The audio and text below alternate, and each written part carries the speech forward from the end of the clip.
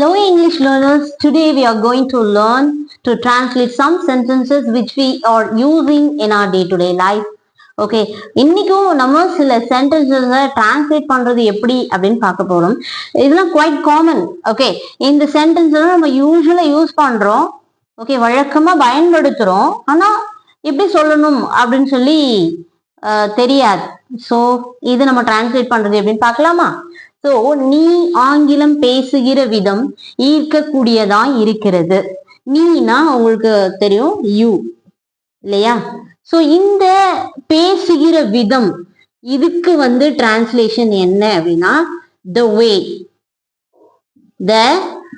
வேன்னு வச்சுக்கோங்க. the way. So இந்த நீ பேசுகிற விதம் மொத்தமா நம்ம சொல்லும் போது the way you speak. எப்படி? the way அடுத்து யூ வரணும் இங்க. the way you speak அப்படின்னா நீ பேசுகிற விதம். என்ன பேசுகிற விதம்? எதை பேசுகிறோம்? இங்கிலீஷ் இல்லையா? அப்ப ஆங்கிலத்துக்கு இங்கிலீஷ். சோ இந்த இடத்துல இருக்கிறது என்னது?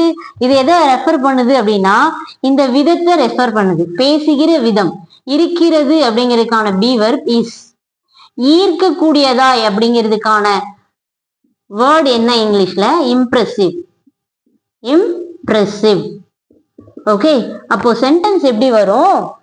the way you speak English is impressive. Okay, got it? the way you speak English is impressive. Okay, got it? புரியுதா? So it's very easy to understand, right? The way you speak English is impressive. நீ ஆங்கிலம் பேசுகிற விதம் ஈர்க்கக்கூடியதா இருக்கிறது. யாராவது உங்க friend ரொம்ப சூப்பரா இங்கிலீஷ் பேசுறாங்க அப்படின்னா இது நீங்க சொல்லலாம், the way you speak English is impressive அப்படின்னு சொல்லலாம். இதெல்லாம் நம்ம கண்டிப்பா டே டு டே லைஃப்ல யூஸ் பண்ணணும். இதை நீங்க அப்படியே இதை நோட் பண்றதோட விடாம just you have to try to apply that in our daily life conversation. இதை டெய்லி லைஃப்ல நம்ம until and unless you practice English you can't speak. இதோட மெயின் இன்டென்ஷன் என்ன? டிரான்ஸ்லேட் பண்றோம் இல்லையா? மெயின் இன்டென்ஷன் என்ன? பேசணும் இல்லையா? சும்மா விட்டுட்டோம்னா அப்படியே போயிடும். So we will forget that. So just try to apply that in our daily life conversation. Okay, that's what I want to tell you everyone. Okay, the way you speak English is impressive. இத மாதிரி இன்னும் கொஞ்சம் sentence பார்க்கலாம். Okay, பாருங்க. நீ பேசுகிற விதம் உன்னுடைய ஆளுமை திறனை பிரதிபலிக்கிறது. கிறது அப்படின்னு வந்திருந்ததுன்னா அது present form. Okay, present. Okay, கிறது. நீ இப்ப பேசிட்டு இருக்கப்பா, நீ பேசுற விதம் உன்னுடைய ஆளுமை திறனை பிரதிபலிக்கிறது. நம்ம ஏற்கனவே லாஸ்ட் சென்டென்ஸ்ல என்ன பார்த்தோம்? நீ பேசுகிற விதம், யூ. ஓகே, இந்த பேசுகிற விதம் அப்படிங்கிறது the way அப்படிங்கிறது பேசுகிற விதம். பேசுகிற விதம் வரும்போது the way speak போட்டுக்கோங்க.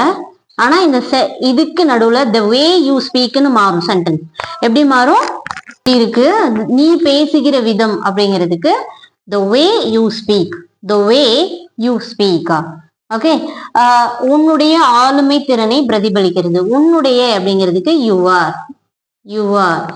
ஆளுமை திறனுக்கு personality. Okay, personality. பிரதிபலிக்கிறதுக்கான இங்கிலீஷ் வேர்ட் reflects. இதுல எஸ் சேர்த்திருக்கோம். ஏன்னா இது பேசுகிற விதத்தை ரெஃபர் பண்றதுனால பிரசன்ட் டென்ஸ்ல he she it வரும்போது வேர்போட என்ன சேர்ப்போம்? எஸ் சேர்ப்போம். அதனால ரிஃப்ளெக்ட் அப்படிங்கிற வேர்போட எஸ் சேர்த்திருக்கோம், பேசுகிற விதத்தை மென்ஷன் பண்றதுனால. ஃபார் an எக்ஸாம்பிள், இப்ப நம்ம சென்டென்ஸ் எப்படி மேக் பண்ணலாம் பாருங்க. the way you speak. Okay, ஆளுமை திறனை பிரதிபலிக்கிறது. அடுத்து the way you speak போட்டுட்டு இதான் வெர்ப் இந்த இடத்துல. Okay, the way you speak reflects your personality. Okay, the way you speak reflects your personality. Okay, got it? இவ்வளவுதான் இங்கிலீஷ். ஓகே, யாராவது ரொம்ப கான்பிடென்டா பேசுறாங்க அப்படின்னா நீங்க இதை சொல்லலாம். ஹே, the way you speak reflects your personality அப்படின்னு நீங்க சொல்லலாம். ஓகே, சோ நெக்ஸ்ட் சென்டென்ஸ் பாருங்க. அவள் சாப்பிடுகிற விதம் நாகரிகமற்றதாயும் தகுதிக்கு ஒவ்வாததாயும் இருக்கிறது. அது என்ன தகுதிக்கு ஒவ்வாதது? இந்த தமிழ் வார்த்தையை நம்ம எங்கேயும் கேட்டது இல்லை இல்லையா? ஆனா அதுதான் உண்மை. சோ இதை நான் எப்படி டிரான்ஸ்லேட் பண்றேன்னு, தமிழ்ல எப்படி டிரான்ஸ்லேட் பண்றேன்னு பாருங்களேன். அதாவது ஆளுக்கும் சாப்பிடுறதுக்கும் சம்பந்தமே இல்லை அப்படின்னு சில இடங்கள்ல நம்ம சொல்லுவோம்ல. ஆளுக்கும் அவங்க ட்ரெஸ்ஸுக்கும் சம்பந்தமே இல்லை. ஆள் வந்து டீசெண்டா இருக்காங்க, இப்படி இருக்காங்க, பெரிய ஆளா இருக்காங்க, இப்படி ட்ரெஸ் பண்ணிருக்காங்க அப்படின்னு, அது அவங்களோட தகுதிக்கு அது ஈக்குவலா இல்ல, மேட்சா இல்ல அப்படின்னு சொல்ற மாதிரி. இதுக்கு ஒரு வேர்டு இருக்கு, அன்பிகமிங். சம்பந்தமே இல்லாம இருக்கு இல்லையா, அன்பிகமிங். அதுதான் இங்கிலீஷ் நிறைய வெக்காபுலரிஸ் கத்துக்கணும். அன்பிகமிங். சோ இந்த நாகரிகமற்றதுக்கு நமக்கு தெரியும் இன்டீசன்ட் இல்லையா? இன்டீசன்ட் அப்படிங்கிற வேர்டு நமக்கு தெரியும். இருக்கிறது அப்படிங்கிறது இந்த இடத்துல அந்த விதம், என்ன விதத்துல சாப்பிடுறாங்க அப்படி. இந்த இடத்துல இருக்கிறதுக்கு இஸ், இதான் பி வெர்ப், இதான் பி வெர்ப். இந்த இடத்துல சாப்பிட அவள் அப்படின்னா ஷி. Okay, she. சாப்பிடுகிற விதம், சாப்பிடுகிற விதம், த வே. அதாவது இப்போ அவங்க சாப்பிட்டுட்டு இருக்காங்க, சாப்பிடுகிற கிரன் வரும்போது பிரசன்ட் டென்ஸ். த வே ஷி போட்டுக்கணும். த வேனா விதம், த வே. சாப்பிடுறதுக்கு வந்து ஈட், வெர்ப் வந்து ஈட். இங்க ஷீயை ரெஃபர் பண்றதுனால இந்த வெர்போட நீங்க எஸ் சேர்த்துக்கணும். இப்ப எப்படி வரும் சென்டென்ஸ் அப்படின்னா, the way she eats is, இப்படிதான் ஒரு சென்டென்ஸ். இந்த ஈட்டும் இருக்கு, வெர்பும் இங்க இருக்கு அப்படின்லாம் நீங்க நினைக்க கூடாது. இதுதான் சென்டென்ஸ். இந்த இடத்துல ரெண்டு விஷயம் இருக்கிறதுனால அண்டு வரும். ஒண்ணு நாகரிகமாவும் இல்ல, தகுதிக்கு அதாவது மேட்சாவும் இல்லை அப்படிங்கும்போது the way she eats is indecent and unbecoming. அவ்வளவுதான். இப்படிதான் நீங்க யார்கிட்ட சொன்னாலும் சொல்லணும். The way she eats is indecent and unbecoming. அவள் சாப்பிடுகிற விதம் நாகரிகமற்றதாயும் தகுதிக்கு ஒவ்வாததாயும் இருக்கிறது. The way she eats is indecent and unbecoming. Okay, shall we move to the next sentence? அவன் மற்றவர்களை நடத்துகிற விதம் முன்மாதிரியாக இருக்கிறது. அவன் நல்ல பையன், அடுத்தவங்களை எப்படி நடத்தணுங்கிறது அவன்கிட்ட இருந்துதான் கத்துக்கணும், அவன் நடத்துற விதம் அப்படின்னு சொல்றோம் இல்லையா? சோ இதை எப்படி டிரான்ஸ்லேட் பண்ணலாம்? அவன் அப்படிங்கிறதுக்கு ஹி, மற்றவர்கள் அப்படிங்கிறதுக்கு அதர்ஸ். ஓகே, சோ நடத்துகிற விதம், நடத்துகிற விதம் இது என்ன? நடத்துகிற ட்ரீட், நடத்துகிறது, அடுத்தவங்க நடத்துறதுக்கு ட்ரீட். ஓகே, விதம் த வே, த வே, த வே, விதத்துக்கு வந்து த வே, த வே ஹி ட்ரீட். அதாவது இந்த இடத்துல நடத்துகிற கிரண் வந்திருக்கு பிரசன்ட் டென்ஸ். அப்ப இந்த ட்ரீட்டோட எஸ் சேர்க்கணும், ஏன்னா ஹி.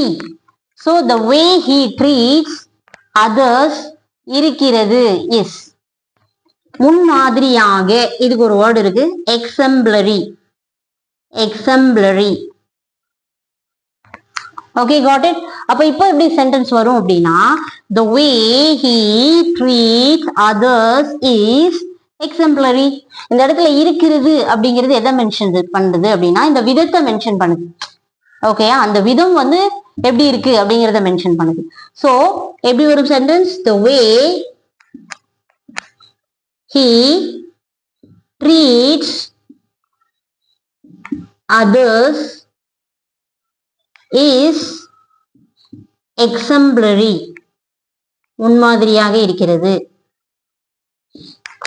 ஓகே, the way அவன் மற்றவர்களை நடத்துகிற விதம் முன்மாதிரியாக இருக்கிறது. The way he treats others is exemplary. Okay, shall we move to the next sentence? அவள் பாடல்கள் பாடுகிற விதம் ஆத்மார்த்தமாய் இருக்கிறது. ஓகே, அவள் அப்படிங்கிறதுக்கு she, பாடல்கள் அப்படிங்கிறதுக்கு songs. சோ பாடுகிற விதம், விதத்துக்கு the way, இந்த விதத்துக்கு வந்து the way. ஓகே, பாடுறது கிரை கிரை அப்படின்னு வந்திருக்கு பிரசன்ட் டென்ஸ். அப்போ verb என்ன வரும்? பாடுறதுக்கு sing, present tense verb. So இந்த பாடுகிறன்னு வந்திருக்கு, she மென்ஷன் பண்ணுது, அவள் பாடுகிற விதம். அப்போ தேர்ட் பர்சன் சிங்குலரோட வேர்ப்ல எஸ் சேர்த்தோம், எஸ் சேர்க்கணும், போட்டாச்சு. இருக்கிறது, இந்த இடத்துல பாடல் பாடுற விதம் இஸ் இருக்கிறது. அது என்ன ஆத்மார்த்தமாய், அதுக்கும் ஒரு வேர்டு இருக்கு, சோல்ஃபுல். Okay, soulful. சோ அப்ப எப்படி வரும் சென்டென்ஸ்? the way, இந்த வே போட்டுட்டு அடுத்து she போடணும், அவள் பாடுகிற விதம். So the way she sings songs is soulful. Okay, got it? The way she sings songs is soulful. Okay, got it? அவள் பாடல்கள் பாடுகிற விதம் ஆத்மார்த்தமாய் இருக்கிறது. The way she sings songs is soulful. Okay, got it? Shall we move to the next sentence? அவர்கள் மற்றவர்களுக்கு உதவுகிற விதம் சுயநலமற்றதாய் இருக்கிறது. அவர்கள் அப்படிங்கிறதுக்கு இங்கிலீஷ்ல they. ஓகே, சோ மற்றவர்கள் அப்படிங்கிறதுக்கு others. உதவுகிற விதம், இந்த விதத்துக்கு நம்ம ஏற்கனவே பார்த்தோம், the way, the way, sorry, the way. Okay, உதவுகிறதுக்கு கிரை அப்படின்னு வந்திருக்கு பிரசன்ட் டென்ஸ். ஓகே, அவர்கள் வந்ததுனால ஹெல்ப்னு போட்டா போதும், எஸ் சேர்க்க வேண்டாம், இது பிரசன்ட் டென்ஸ். Okay, help. இருக்கிறது அப்படிங்கிறதுக்கு, இந்த இடத்துல இருக்கிறது அப்படிங்கிறதுக்கு எஸ், ஏன்னா இந்த விதத்தை தான் மென்ஷன் பண்ணுது, அதனால எஸ். சுயநலமற்றதாய் அப்படின்னா செல்ஃப்லெஸ். சோ அப்போ எப்படி ஒரு sentence? the way they help others is selfless. Okay, the way they help others is selfless. சுயநலமற்றதாய் இருக்கிறது. Okay, the way they help others is selfless. அவர்கள் மற்றவர்களுக்கு உதவுகிற விதம் சுயநலமற்றதாய் இருக்கிறது. Okay, shall we move to the next sentence? அவன் மற்றவர்களுடன் உடன் உழைக்கிற விதம் உயக்கத்தக்கதாய் இருக்கிறது. இது எப்படி வரும் அப்படின்னா, அவன் உடன் உழைக்கிறன்னா கூட சேர்ந்து பண்றது. சோ அவன் அப்படிங்கிறதுக்கு he.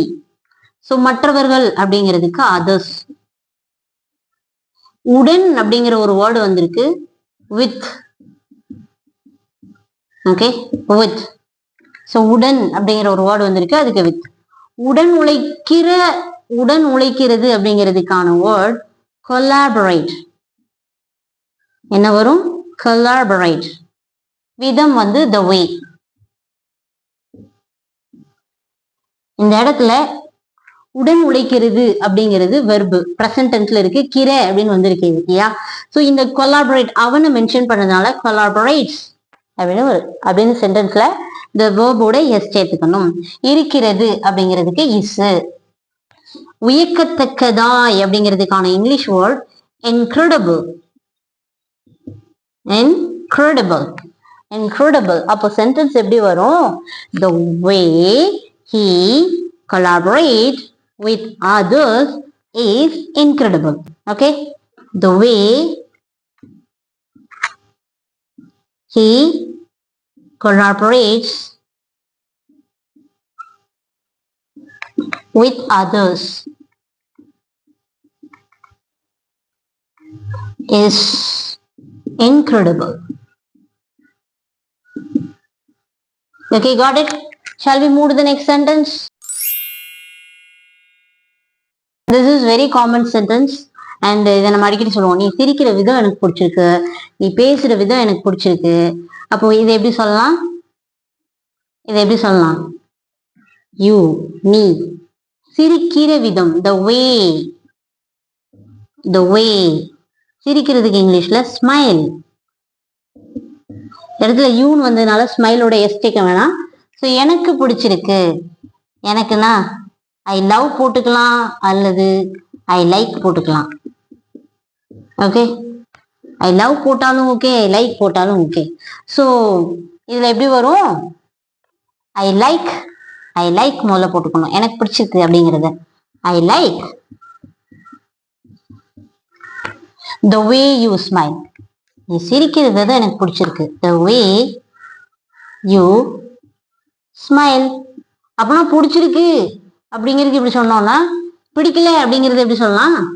so simple, I don't like.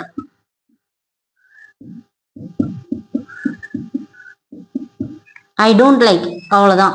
எனக்கு பிடிக்கல, நீ சிரிக்கிற விதம் எனக்கு பிடிக்கல. I don't like the way you smile. Okay, got it? I like the way you smile, I don't like the way you smile. அப்படின்னா எனக்கு பிடிக்கல, எனக்கு பிடிச்சிருக்குன்னா ஐ லைக் போட்டுக்கோங்க அல்லது ஐ லவ் போட்டுக்கோங்க. எனக்கு பிடிக்கல அப்படின்னா I don't like, I don't love அப்படின்னு போட்டுக்கலாம். Okay, got it? Shall we move to the next sentence? நான் பேசுகிற விதம் அவளுக்கு பிடிச்சிருக்கு.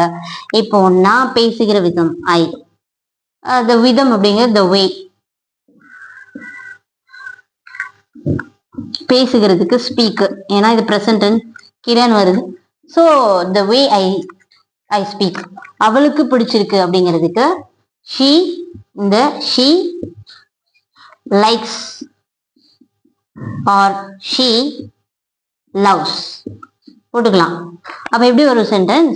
she likes the way I speak. she likes the way I speak. அல்லது she loves the way I speak. அப்போ அவளுக்கு பிடிக்கல அப்படிங்கறது எப்படி சொல்லலாம்? நான் பேசுற விதம் அவளுக்கு பிடிக்கல, she doesn't like.